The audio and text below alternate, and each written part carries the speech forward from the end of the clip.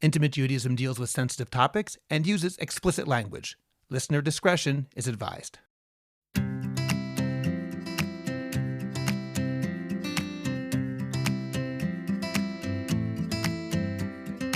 Welcome to Intimate Judaism. I'm Rabbi Scott Kahn. Together in Happiness, B'yachad B'Osher, is a resource center promoting awareness, recognition, and advocacy of the critical importance and benefit of marriage education, enrichment, and coaching at different stages of the life cycle.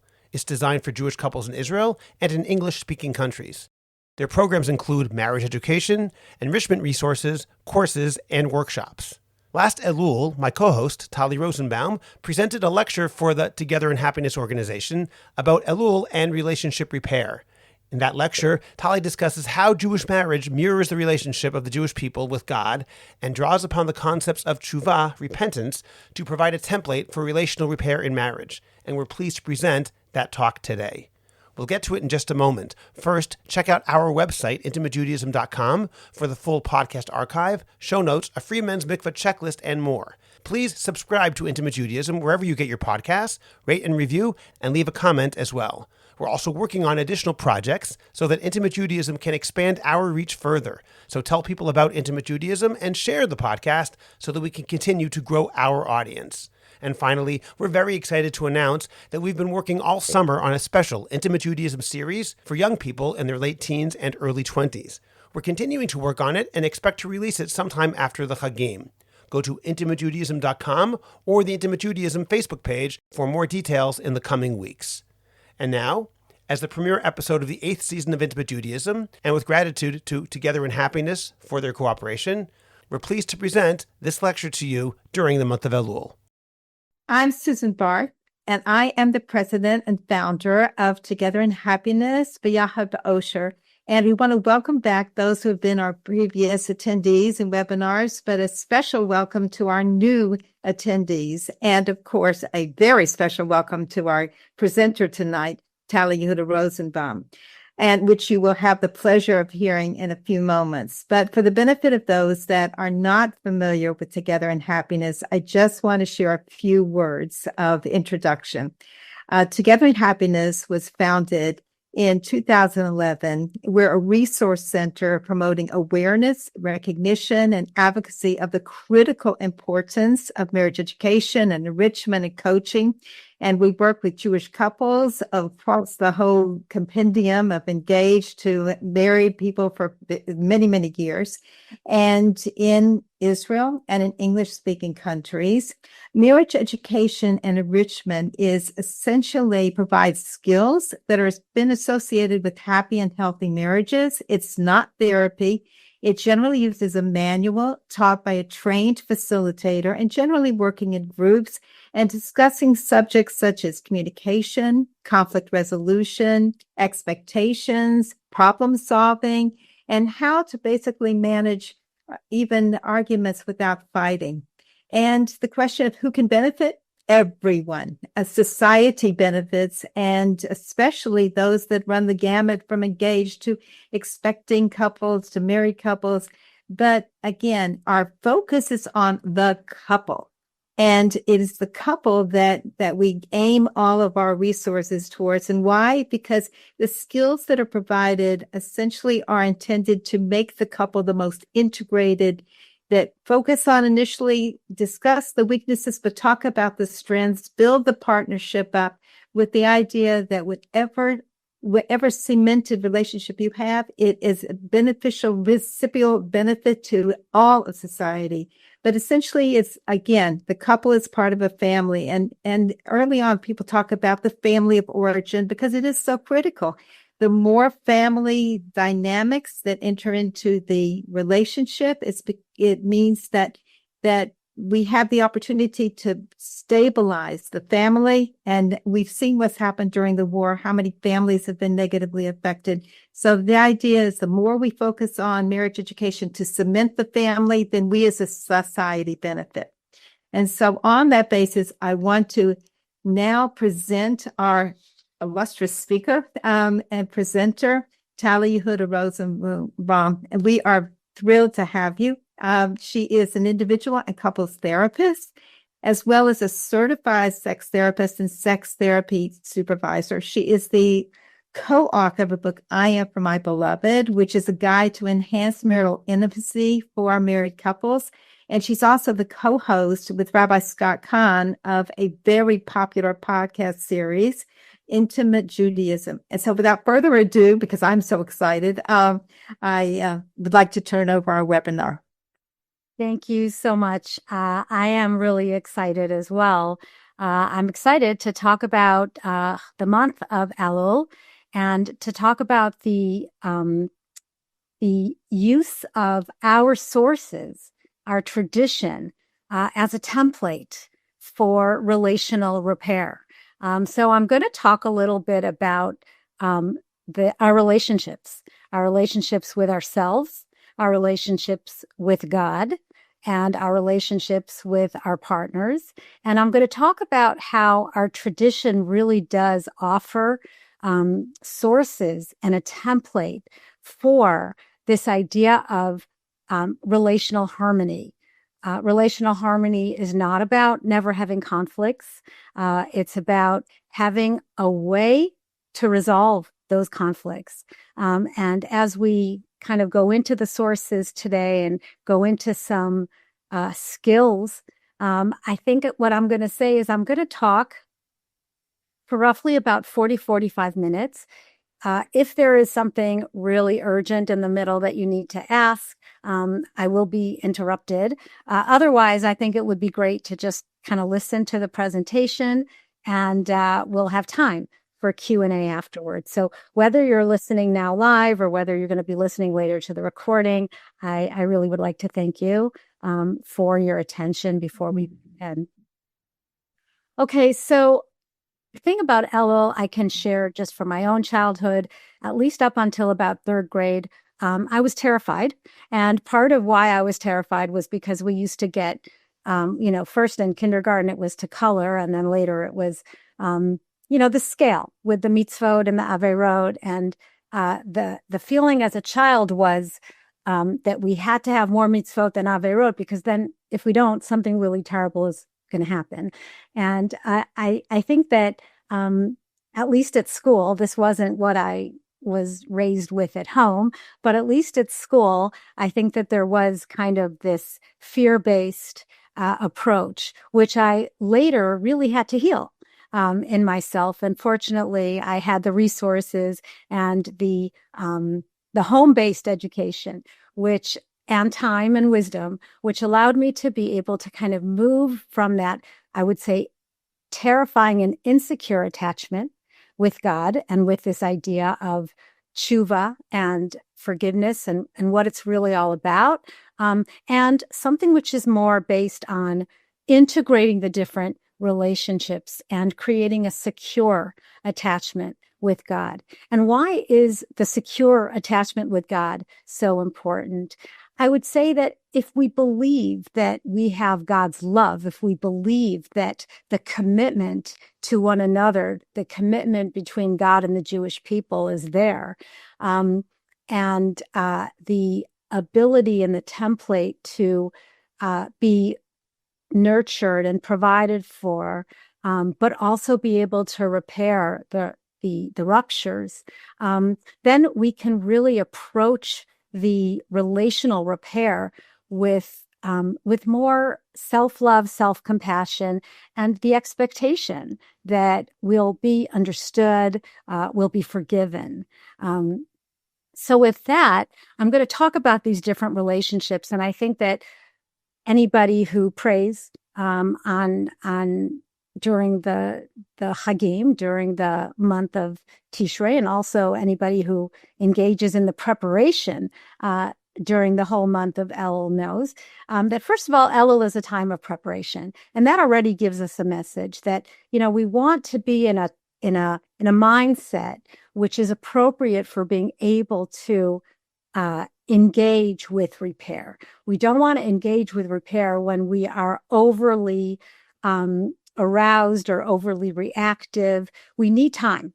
And so the month of Elul gives us time to reflect. It gives us time to get to the Chagim at a more in a place where we can I would say, integrate our wise mind, our thoughts, our logic along with our emotions in a way that is, I would say, more regulated. And that's a really important way to stand before God in all of those relationships. So, for example, we talk about God as King.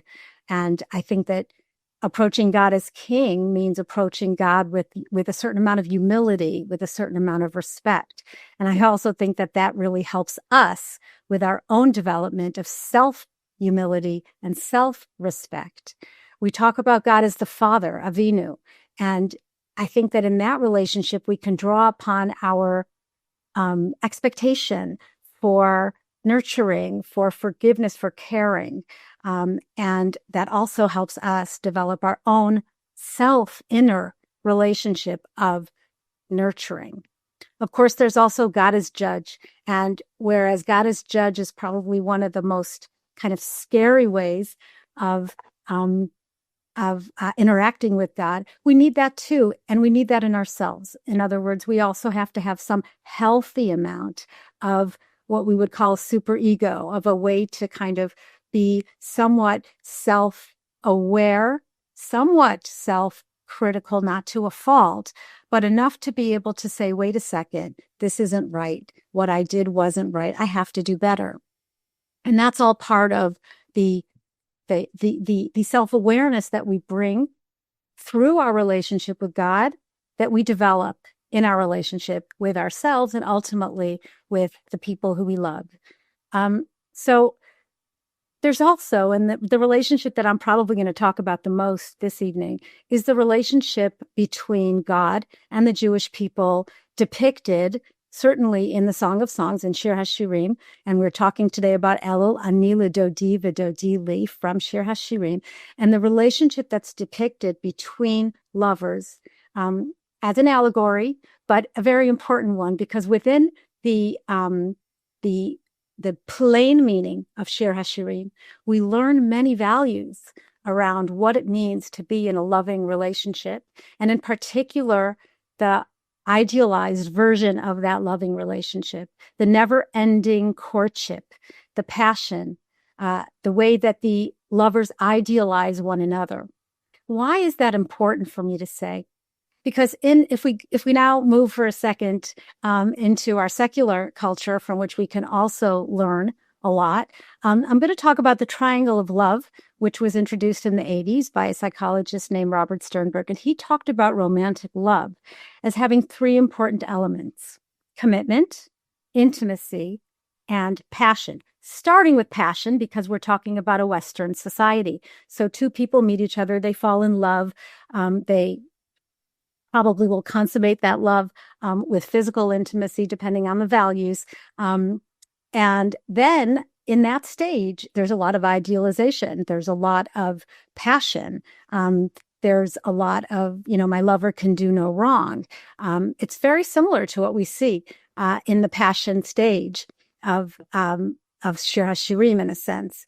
We're also going to talk about intimacy and commitment as very important parts of our relationship with God, which mirror what we can learn in our relationships, in our romantic and our love relationships with our partners.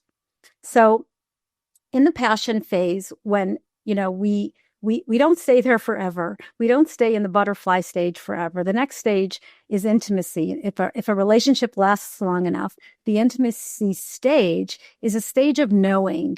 It's a stage of really getting to know one another, sharing your histories, your deepest feelings, and also being able to have conflict and create repair. Also being able to no longer idealize our partners, see them as imperfect, but love them anyway. And then when that, when that survives, usually the couple will want to take it to the next stage, which is commitment. And I think that all three of these stages are certainly mirrored in our relationship with God. And sometimes we can't always take even though we can always take the commitment for granted, we can't always take the security for granted. And this is also true if there has been infidelity in a relationship, that trust needs to be rebuilt. But even for that, we have a template in our sources. If you read the Tanakh, you'll often see where God gets angry and he compares the Jewish people to being, to infidelity. But that can be repaired as well.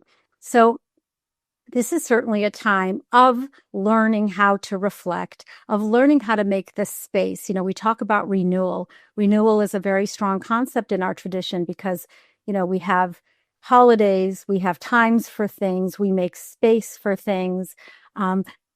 It doesn't always work out exactly. I mean, this year, we make space for being sad about the destruction of the temple, during the 3 weeks, and Tisha B'Av is a sad day. Traditionally, Simchat Torah is a happy day. This year, we're going to have a harder time being happy on Simchat Torah because of the war and because of the fact that there's a rupture. This is supposed to be a happy day. And I think that this is a good example to tell us how things don't always work exactly according to prediction. We have a marital rhythm, even the Taharat HaMishpacha, even the mikvah and the 2 weeks on, the 2 weeks off. There's a rhythm. However, that also doesn't work out so perfectly. It doesn't always happen that you're at the peak of your desire when you go to the mikveh. It doesn't always happen that you're not interested when you're in your time of nida. Sometimes things don't work out exactly, and the fact that we have our tradition to show us that that's okay. We have an ability to deal with things. We have an ability to repair. And so, what we're going to talk about is that in relationships as well, we have harmony, we have conflict, and then we have opportunity to repair. And it's important. It's more important than having conflict. Conflict is not the problem. We always get into conflict. If there's no conflict, we're dealing with avoidance, and that can be a problem. So, when a couple comes in and they says, we have no problem, why are you here? Well, they might give a reason, but not really acknowledging that there are conflicts is a way to avoid not only the conflict, but it's also a way to avoid the opportunity for repair. So we want to be able to ride the roller coaster of that rhythm of marital life, which will include conflict and will include repair.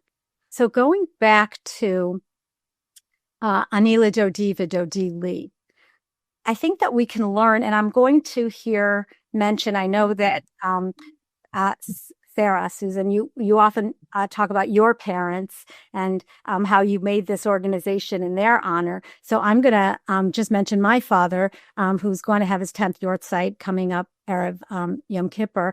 And my father was a rabbi and a professor of Talmud, and he really lived very much the Torah and all the values that we learned growing up. Even though we learned to appreciate humanistic values, they always had sources that came from the Torah. And so what I'm going to be talking about when I talk about what I learned about love and the relationship between, and how romantic love mirrors the relationship between God and man, I'm going to attribute these teachings to my father, Rabbi Dr. Tzvi Yehuda. So, and by the way, some of these things I just went back and listened to the speech from my wedding that he gave us at our wedding, and it really resonated. It's 40 years later, but it's never too late. So, the concepts that we learn from our sources about marital commitment, specifically what we can learn from Shir HaShirim, and I'm going to go through that, is that what we learn is commitment, exclusivity, sanctity, and mechanisms of repair. We can all find that in our sources, and they can be all applied to our true love relationships. Shir HaShirim is a very eroticized version of the Jewish people's relationship with God, but it's eroticized for a reason. It's because we as Jews highly value that aspect of the relationship, the the intimate aspect of the relationship. In fact, the Holy of Holies is fraught with erotic symbolism. And Shir HaShirim indicates that human love and passion and desire serve as a template for understanding the marital relationship with God. So it's got to be important. We have to really value it. So let's start with commitment. The marital ceremony very much mirrors the giving of the Torah. Okay, Verastich li la'olam, verastich li b'tzedek u'b'mishpat u'b'chesed v'rachamim. This gives us the feeling that the commitment is there. We don't have to worry that God will abandon us. Erastich is from the word morasha, from legacy. And what we know is that when we are in a long-term relationship, we begin to develop a legacy, and we pass that legacy down to our children and to our grandchildren. I shall bind you to me forever with our shared intimacy and with our shared passion.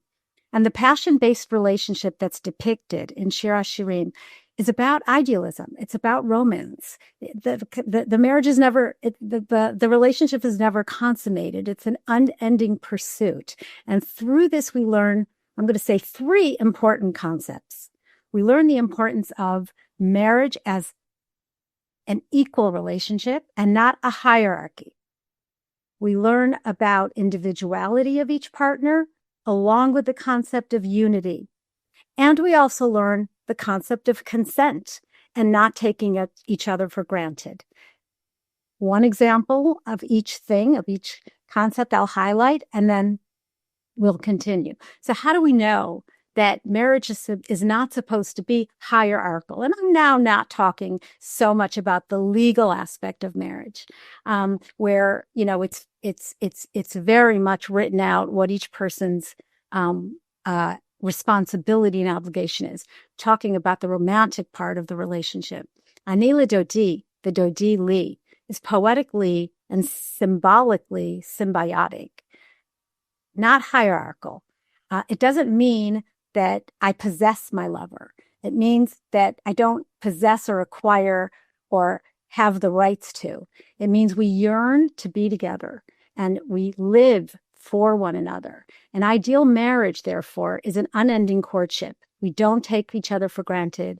We don't possess each other. We don't acquire possessive rights, not over our partner and not over our partner's privacy. We ask. We'll get to consent. Individuality with unity.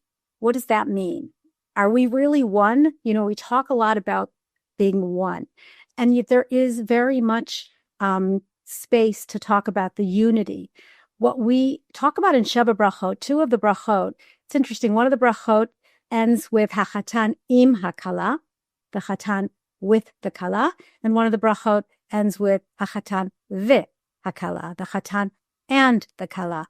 We recognize that we want to rejoice in the unit, but we also want to rejoice in the ability for the Chatan and the Kala to remain 2 separate individuals. There's no surrender. There's no conquest. The couple must learn to live together, but leave space for one another. Finally, I'm going to talk about the idea of consent and invitation, and then we'll kind of go into a little bit more of the concepts of around repair. So in Shir HaShirim, the beloved invites her lover to legano, yavo dodi legano. And what we learn from our sages, Chazal, is that a man is not allowed to enter the chuppah or his love chamber unless he's given permission by the Kala. She must first say, yavo dodi legano. And I think also it's important to say in our real lives, is this a good time to talk? Are you available to me now? Kol dodi dofek. We must learn that we don't, even as marital partners, we knock on the door. We never just walk in. And these are the messages that I learned growing up when I learned about romantic love from my parents and from their examples. Okay, so what I'm going to move. So now that we have spoken a little bit about the love parts of the relationship, we're going to go into the conflict parts of relationships and how to create relational repair. But I also can't just jump right into that without talking about how here too our sources. And I'm going to move away from the sources of Tanakh and talk about the Rambam for a second, Maimonides, because Maimonides is everybody learns about Maimonides, the laws of tshuva, and we all learn it. I mean, growing up, this is probably the basic thing that we learn, that there are three elements, harata, regret, Kabbalah al-Ha'ati, taking on for the future, and vidui, which is verbal confession, where the person actually verbalizes these ideas and says, yeah, I take accountability. I take responsibility. I did do this.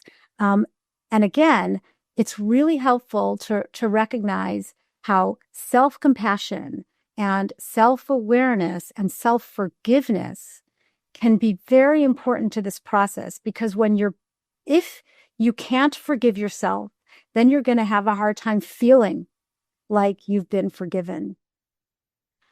So these are the elements of repairing all relationships, this kind of template that we have for tshuva.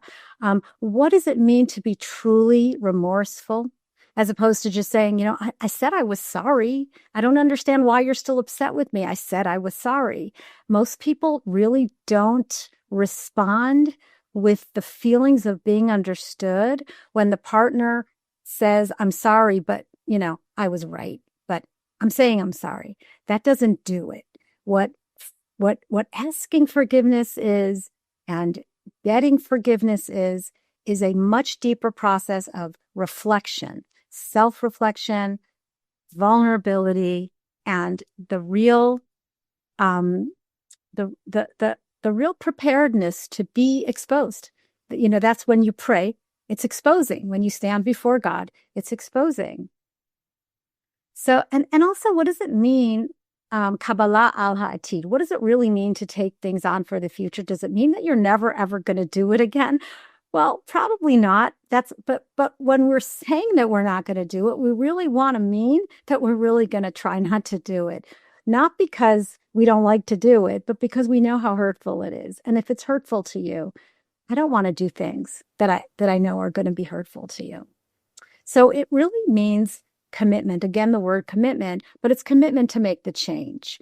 And okay, so what is the verbal confession about?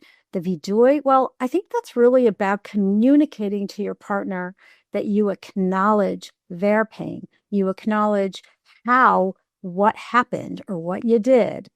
And again, intent and impact are two different things. Very often there was absolutely no intent. But when you say, look, I didn't mean it, right? I just had the other day, tell you a quick story. Couple came in and she was in the car with her girlfriend and they had just gotten into a little almost accident. And she was in the middle of saying to her girlfriend, oh my gosh, how did you know to steer me to the left? And we got out of it just on time. And they were a little bit activated. They stopped to pick up her husband, who was after like 3 or 4 days of miluim. He gets into the car and in the back seat, she's in the front seat with her friend, and they continue talking. So of course, when they come in, there's him saying, there's her saying, I don't understand how you don't realize what happened to me. I keep trying to tell you that I was almost in this accident and you don't seem to really realize it. And he's saying, I get into the car after 3 days of miluim and you don't even say hello to me. And she's saying, well, of course I couldn't say hello to you. I just got into an almost accident. And so, there was this kind of, every person had to be right, but to be able to sit with each person and get the other one to put on the other person's shoes for a minute, stand in their shoes. What do you think it was for your husband to get into the car after 4 days of miluim and not even get a hello from you? How do you think he felt? And of course, the way that we get triggered in our daily lives has a lot to do with the way we were triggered, the way we were wounded as children. So, of course, her husband is a boy of 6 siblings, the only boy, only sisters. His lifelong experience of feeling left out is, very raw for him. And so this certainly took him back there. While for her, she always craved her father's attention, and he was never around. And so her trigger or her injury was that how could he forget? How could he forget that she was in this almost accident? So again, it's really not about being right. It's about feeling safe. It's about knowing that when you can feel vulnerable, your partner will say, wow, I get it. I really do get it. And there's a genuineness in this process. There is authenticity. There's real curiosity. Really importantly, there's respect. Again, when we stand before God, we stand with respect. We also, have positive interactions. We start out with, appreciation. We don't just go into the ask. And, we throughout the prayers also pop in with more appreciation. We have to remember that. We have to remember that the relationship is an ongoing investment, and that we want to also have the positive interactions going on, because those negative interactions are going to happen. And this is true in our romantic relationships, but also in our relationships with our parents and with our friends, and with everybody. We want to really show gratitude. It happens to be a very good relational skill, is showing gratitude. So all of these ideas are really relevant in all relationships. These ideas of the Maimonidean approach to teshuva, but it's not easy, and it's not easy because it feels exposed, it feels vulnerable, and also when you are trying to restore a relationship with a person whom you've hurt, with a person whom you've injured, and you really do want them to forgive you. It's not enough to just say you're sorry. You also have to be able to go deeper into what was their process. What did they experience? And people are, they tend to be defensive about that because, a lot of times people come into my office and they think that I'm going to be the judge and I'm going to tell them who's right and who's wrong, which I never do. And they think that if they say, okay, fine, you're right, you win, they've created repair.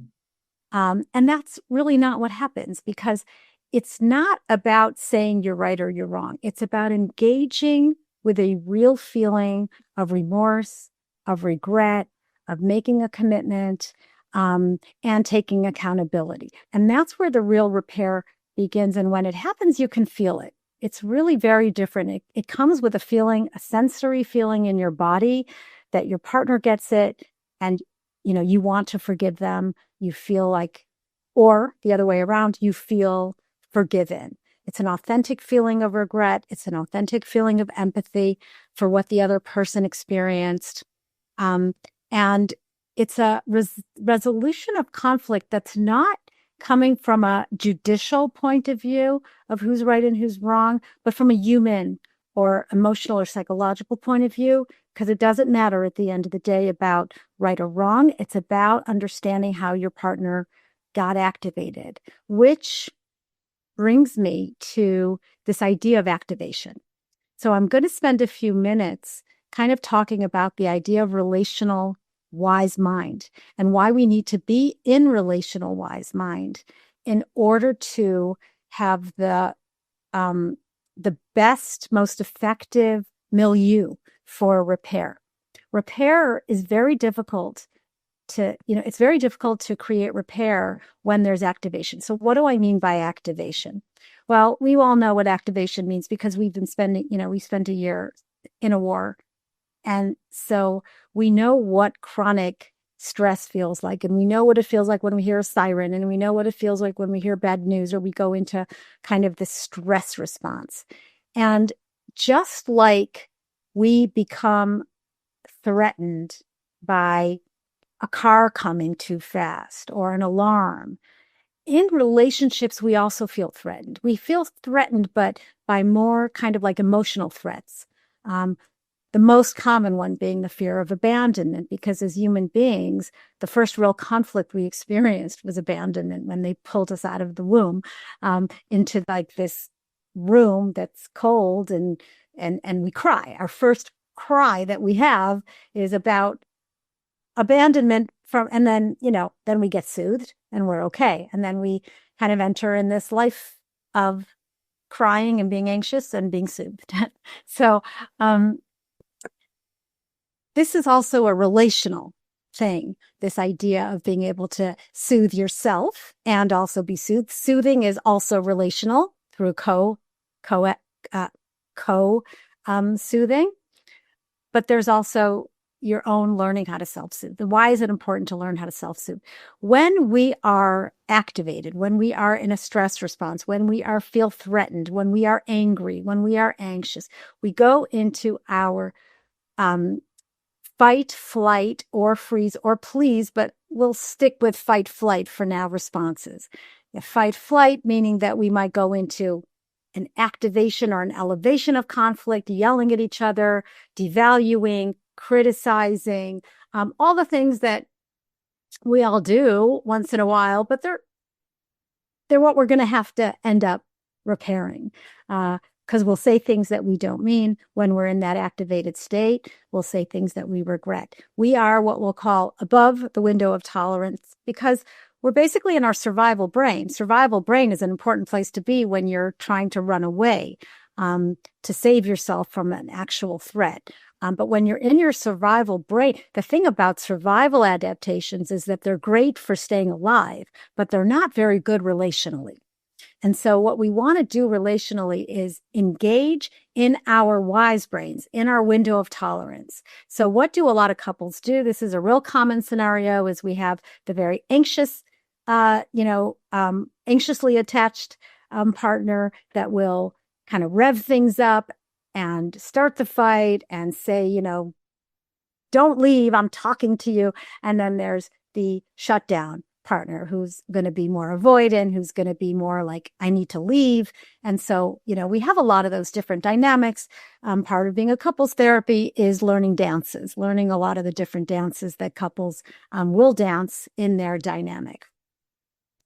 So one of the really important concepts in relational repair is don't try to do it when you're both activated.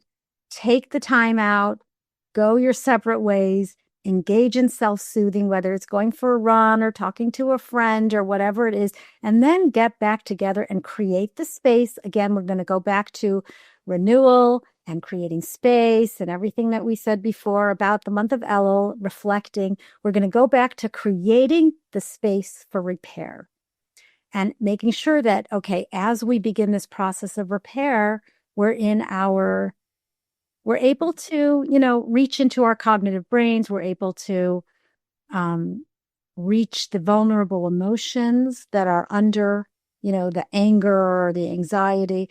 And we also want to understand that there's two narratives. And because there's two narratives, we want to avoid crosstalk. So the way that I like to do it and the way that I teach couples to do it is to take turns.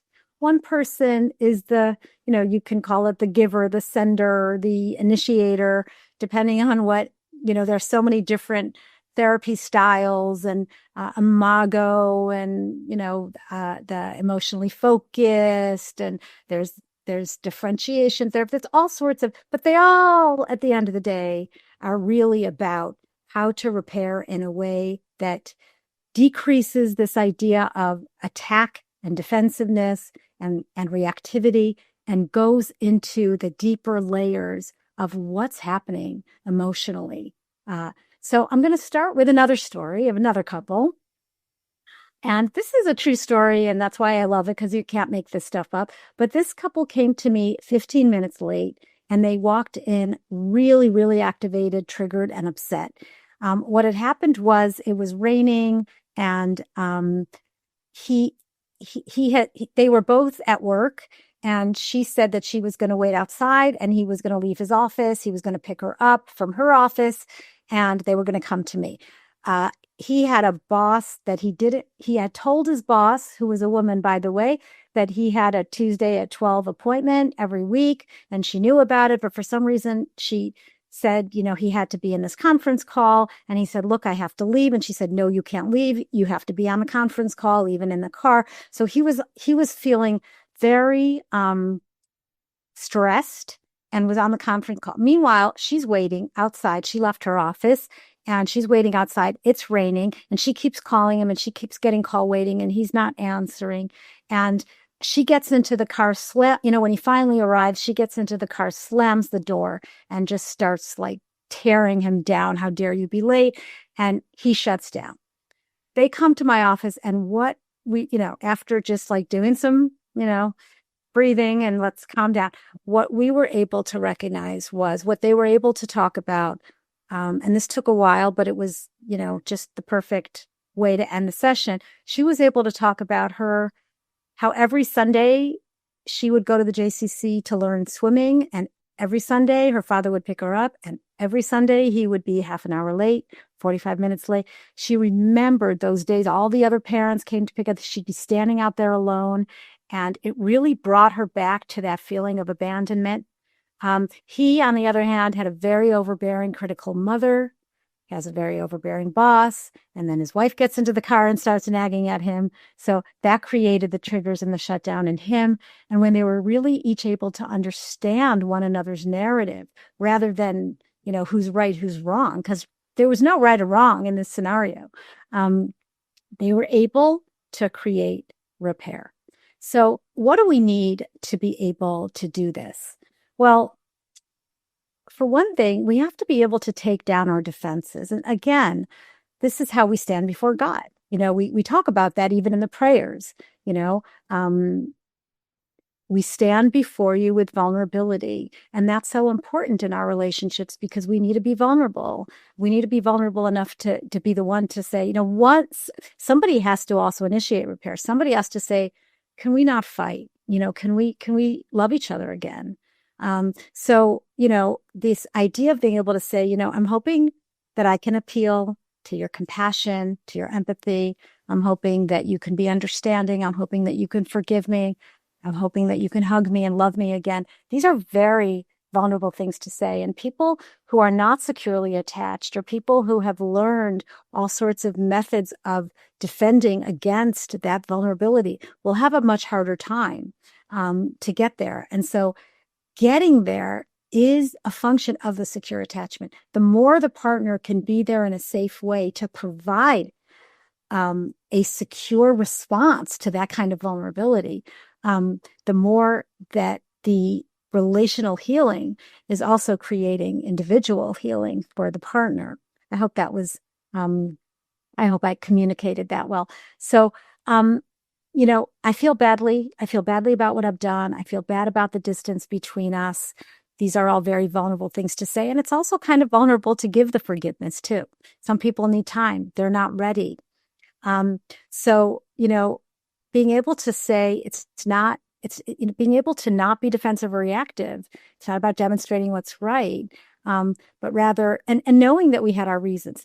Here's the thing. A lot of people react defensively because they feel so guilty.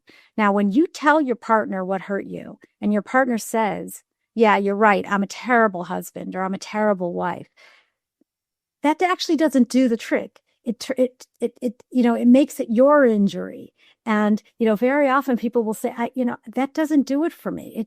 You're making it about you. And I don't need for you to hit yourself and say you're so bad. That doesn't help the relational repair. So we need to separate these concepts. We need to separate the idea of intent and impact. And we need to tell ourselves when our partner is trying to tell us what they feel. And soon I'm going to give you kind of that roadmap for how to talk about what you feel. We have to remind ourselves, I'm not being blamed right now. I'm not being accused right now. I'm not on trial right now. The self-soothing is very, very important, because if we're in a place of defensiveness, if we feel criticized, if we feel attacked, we're not going to be able to greet our partner's expression with empathy. So there's rules here. There's rules for the person who is trying to talk about their feelings. Rule number 1, talk about your feelings, and talk about the vulnerable feelings. You could talk about feeling, overwhelmed or alone or left out or agitated or annoyed or impatient or resentful or mistrustful or insecure or defeated or lonely or, pessimistic. Or there's so many ways that you could talk about your feelings without saying, you did this and you made me feel this way. And the minute you kind of go into the what you did, your partner is automatically going to go on the defensive and not be able to hear what it is for you. So being able to separate, first I'm going to tell you how I feel. And what you're going to do is you're going to listen and you're going to reflect, you're going to mirror, you're going to validate, and hopefully empathize. And then you're going to hear me. And, we'll do the same thing. And what actually then happens is that relationship rupture, attachment rupture, can actually, in the aftermath of repair, the relationship gets stronger, it gets deeper, it gets more resilient, because that's the intimacy, that's the knowing, that's the exposing in a safe environment that you need in order to create repair. So it allows you to take accountability. It allows you to lower your defensive because you feel safe and secure. The more fights you have that end up kind of ending well, the more you're able to end well in the future. And this is unfortunately not going to work if you're in a fear-based relationship. If you really feel like you're in a hierarchical relationship, if your partner is utilizing some form of leverage over you, then this sort of emotional exchange can't really take place because you're not feeling safe.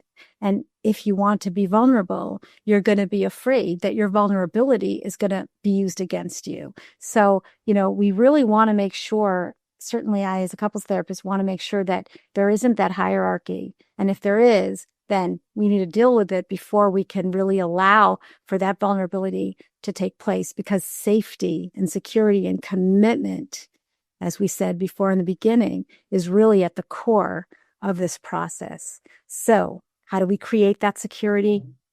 We listen, we mirror, we say, did I get that right? I'm hearing you say that you felt alone when, I left you in the kitchen with all the dishes and I went to take my call. And even though we had talked about it, and even though you knew I had this call, and even though all these other reasons, it still kicked in your abandonment anxiety kicked in, your memories of being a kid and always being left alone in the kitchen to clean up while everyone else played a game on Shabbat. Like I get it. I really get it for you. And again, not going to the place of, I'm so bad, because that we call that a narcissistic injury. It doesn't mean you're narcissistic, but it means that, you're just kind of being down on yourself, and that is not what your partner needs. So again, the ability to apologize, taking turns. There's no wrong or right. It's not about true or false. It's not about you. Remember, when your partner's talking, you have to remind yourself, it's not about me right now. It's about really trying to focus on my partner's feelings. You want to have curiosity, be compassionate, and ask, what is it that you need from me? What can I do? What can I say to make you feel better? Because I really, want you to feel better. So trust is built when we build repair, even if there's been a breach of trust, and that can happen. And we also have that template, as I said before. And it's an ongoing process. It's a process that we don't always have specific days in our life that are meant for repair. We have to create those days. And it requires a great deal of mindfulness, self-awareness, awareness of our partners, awareness of ourselves. So I think I'm going to stop here because I would like to be able to take questions if there are any. And I invite you to ask. There's a way to do it. If not, I think that you, Sarah, have what to say as we close it. But we do have the time. And right. So, Talli, there is one question. How do you move forward and forgive when the other party is not showing regret for what they did and is more, showing blame rather than regret? Right. Well, it's going to be very difficult to move and on. Doesn't know how to say sorry. How do you move forward with that? Yeah. Well, unfortunately, you don't really move forward. What happens is that when there isn't a template for the ability to repair, you may end up harboring, feelings of resentment. So the way to move on, if you really do have that situation, look, what we know is that we can't change the other person. We can only change ourselves. And, being able to acknowledge that that's the situation, it may require some amount of grieving for what you don't have. It may require, some amount of acceptance, radical acceptance. There's a lot of other things I love about this partner. There's a lot of other things that this partner is really good at. This is just not one of them. So, depending, I guess, on all the other variables in the relationship, if that's the one thing and everything else is fine, but they just can't be vulnerable. And that's the other thing. Is this lack of taking accountability or being able to express regret? Is this about a deep-seated belief that, I didn't do anything wrong, or I don't really care about you? Or is this more of an individual defense that has nothing to do with you? That in the end of the day, they came to the marriage with their own injuries from growing up. And this is definitely not a relational defense. Defenses are generally not relational, but it is something that has helped him survive. It's again, like fear-based relationships are not safe. So if you're a parent and you say to the kid, did you eat that cookie? And they say, yes, I ate the cookie. And you say, well, now you're going to get punished, right? They are not going to tell you next time that they ate the cookie. They're not going to admit it. So kids with very punitive experiences will learn to not take responsibility. If you grew up in a home where your parents will say, I'm really happy that you told the truth. And, what made you take that cookie? And, you're really not supposed to. And, like something that is more educational, something that is more containing, less fear-based, creating more of a secure attachment, then that person feels safer to say, yeah, I took that cookie, or yes, I did that to you. You need a lot of self-love and, self-development, that it's okay to not be perfect. If you grew up that it's not okay to be perfect, you're going to have a harder time, exposing your imperfections. There's a story, this is not my story, but Terry Real, who is a phenomenal couples therapist, likes to tell this story about a couple where, he was a real avoidant, attached guy, and just about everything he said was a lie. I mean, it just flew out of him so easily, in order to avoid any kind of conflict. So, he would go to the store, he would invariably not bring the right things. And then she would say, well, where's the bread? And he'll say they ran out, just like that, so, and, they did some therapy and they kind of talked about his wounds. And it turned out that, his father was really bullied him, and he really had to learn to hide and not tell the truth. And it was very vulnerable. That, there was a lot of repair. And he tells the story that, they came in one day and he said, and the woman said, the most amazing thing happened. And he said, what happened? And he said, well, she said, I sent him to the store and he came back and I was, taking the groceries out of the bags. And I said, honey, where's the eggs? And he looked up for a second and he was about to say, oh, they ran out, but he didn't. He said, oh, sorry, honey, I forgot. And she said, at that moment, I just wanted to cry.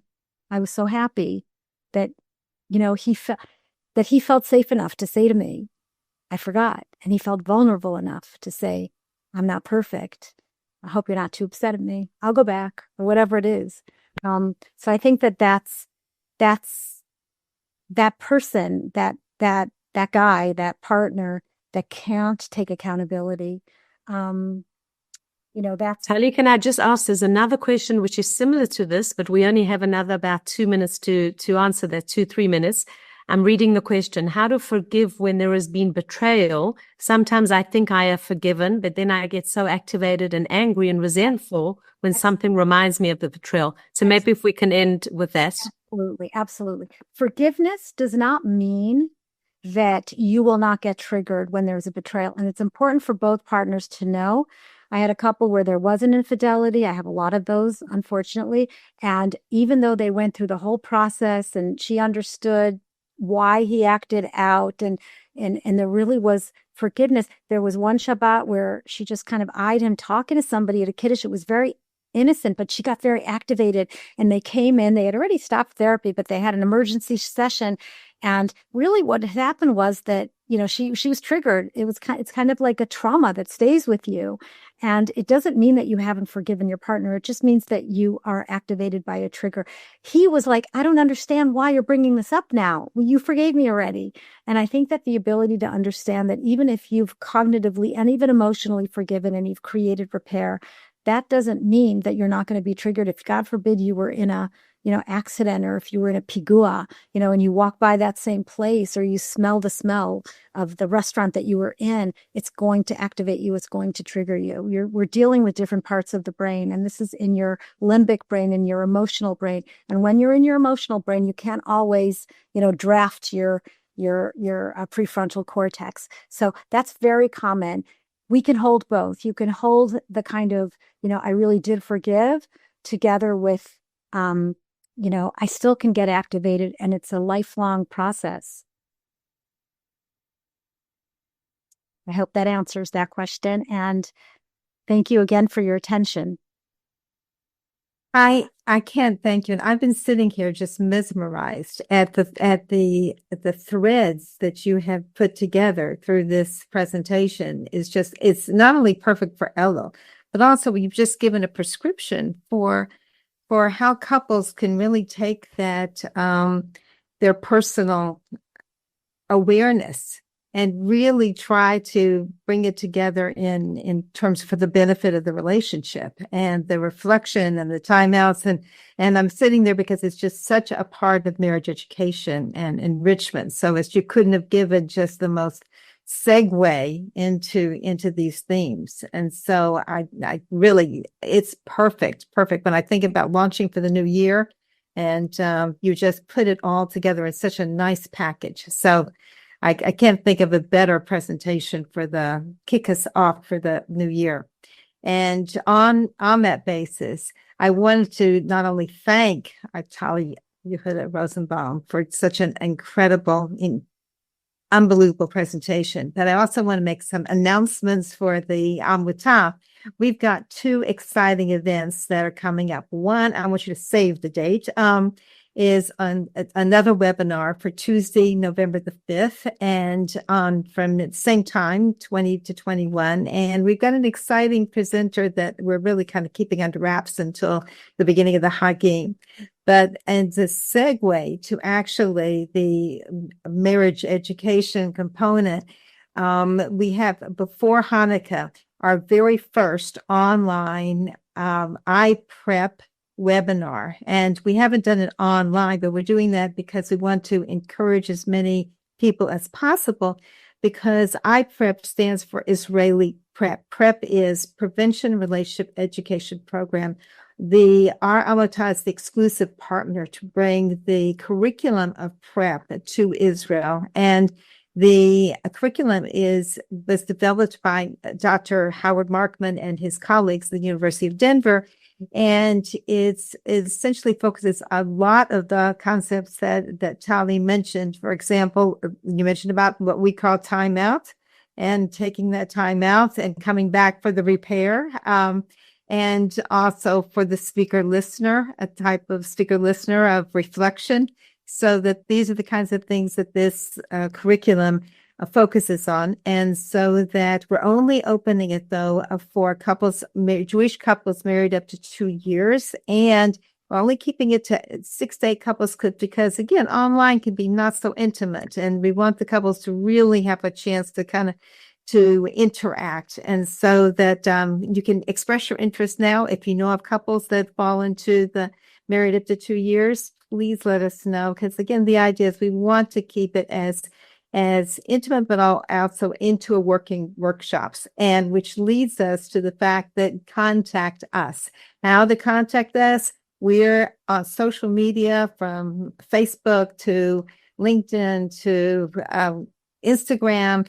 We have a very exciting web page that I hope you'll take a look at now. Because why? Because it has resources, it has blogs, it has the case for marriage education.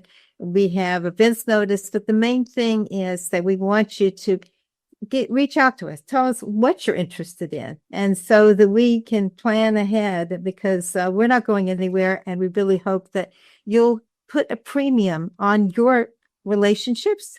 And just like Talli mentioned, that because it's all about safety. If we all feel secure in our relationships, just think of the reverberation to society. And right now, given our climate, the most we can do, I think, for the coming year is really make that commitment to really foster our relationships. Let's all, if we take it, bring it into our homes, then I think that's about the only area we can control. We certainly don't have a lot of control on the outside, but we do on the inside. And I think that's really the message that I picked up so much from what Talli said, in terms of things that we can personalize, but also concretize. And so that it's on that basis that I want to wish us all a Shana Tova, that we should have the peace that we've been yearning for. But most of all, thank you for investing in your relationship by joining us tonight. And we hope to see you more in the future. And so thank you for enriching all of our lives by participation. And most again, thank you, Talli, for zooming us off to the next year with a lot of confidence.